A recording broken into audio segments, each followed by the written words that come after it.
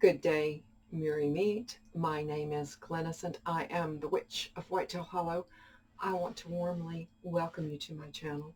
I want to thank you so much for joining me, and I want to thank you for joining me on the very last Monday Magical Musings. Today's video is going to be a wee bit of a hodgepodge of several different things. As I've said in my first video, it will be something if you lead a magical life and if you don't. But today, my essential oil, I am burning a couple of drops of ginger, 4 or so drops of cinnamon, and 6 or 8 or so of orange. Just throwing it right in there. But it smells incredibly wonderful. And since Samhain falls right on a blue moon, I had to absolutely make myself a blue drink. Of course I did. And I couldn't decide. I'm not really sure if you can quite see. I couldn't decide to use black or blue sanding sugar for my rim, so I decided to do half and half to show you whichever. But this is basically an ounce of vodka, a lime to moisten the rim, an ounce of blue curacao, and an ounce of triple sec, or whatever you prefer. You could probably do an ounce of Grand Marnier, or there's many different things, but I'm feeling just slightly thirsty, so you have to forgive me there. But I hope that everyone has a wonderful Samhain. Now is an incredibly wonderful time to focus on communication. Now, if you lead a mundane life now, and if you're not really practicing, now would be just a wonderful time to maybe call that relative that you haven't spoken with in a very long time, or maybe someone you maybe had a little bit of a falling out with. Maybe not necessarily call, an email, a text, anything, but maybe take this week to think, okay, who can I open the line of communications with?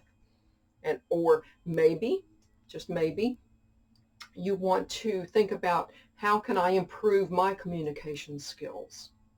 It's just a thought. But for those of us who practice a magical life, now is one of the perfect times to not only maybe get in touch with our ancestors, our spirit guides, although I never ever lose touch with either one, but now is a perfect time for any new spirit guides they may come your way, that they will make themselves known.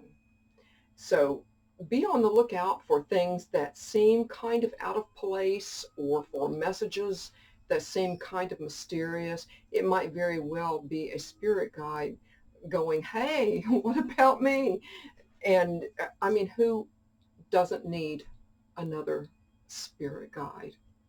But so, yeah, look out for, unusual messages and things like that. But one of the things that I wanted to talk about today is I have someone who sent me this obituary, and had it not been for this particular person, I would have never seen this, because I'm not on any other social media, and from my understanding, it has gone just absolutely crazy viral. So if you've already seen it, then that's awesome, of course. But if you haven't, I'm going to absolutely read it to you. But this just kind of struck me, because the very first sentence brought a smile to my face. And as I read it, I said, oh my goodness, I could absolutely relate to this person. And I thought about it, and then I did my due diligence, and I did as much research as I could. And I thought, oh my goodness, we are basically at the same age. And so I'm like, okay, and I wonder about her and her path. I wonder if she had any kind of a path like I have had as far as our age is concerned. And the only reason I say that is because as our age is concerned, many, many, many years ago, you had to, kind of stay quiet about what you were doing and things like that. And so I have to wonder, has she always been out? Has she been like me and been kind of quiet about it and then just got so old that she said, oh, the heck with them all, and I'm going to just come out with it, and if you like it, fine, if you don't, whatever. And so I wonder, and I'm going to be curious until I am no longer here about her path. But uh, as I was looking at it and read it, and I said, oh my goodness, wouldn't it have been nice to have, gotten to know her in any kind of fashion? But I wanted to read this to you. And as you can see, I printed up a larger photo that I found of her online. And so her name was Holly Blair. And Holly Blair exploded into glitter and bats on August 17th of 2020, which this is why I have my bats here in her honor. She is survived by 4 spoiled cats, 2 stinky dogs, 3 bad birds, a turtle, and an utterly useless frog named Fred, as well as 3 children and a husband of little to no importance. Her remains will be interred under a tree with a ridiculous multitude of animals she rescued, both wild and domestic. Her future plans include drinking beer with Terry Pratchett and flying across the moon on her broomstick on Halloween. She has also promised to communicate with us from beyond via the cockatiel psyche. We ask that everyone carve extra jack-o'-lanterns on Halloween this year in her honor. All hail the Wicked Witch of Juniper Road. And then it gives her arrangements. And oh my goodness, I thought about that. And so I have bats on my ears or as earrings in her honor. I also painted this broom rides for her, and this blue moon, I absolutely will be carving an extra jack-o'-lantern in her honor. But as you can see, I think you guys can see in this photo of her, I'm assuming she's in her dining room. I have no idea, but you can see down here there's a few pet beds. So she absolutely, like a lot of us, loved her pets. And I just, I hope that at some point in the future, her family, friends will get together and do like a Facebook page in her honor to, maybe share some more memories for the rest of us to learn about her and to share about her, because I'm absolutely totally curious. I just want to know so much more about her. But I can tell you, every Samhain is never going to be the same. I will be thinking about her every single one, and I hope you guys do too. But now, if you guys lead a more magical life, and if you decide to communicate with your ancestors, your spirit guides, or whoever, and you want a little bit of inspiration with you for your earth element, you may want to use graveyard dirt. And if you're not comfortable doing that, then maybe crossroads dirt.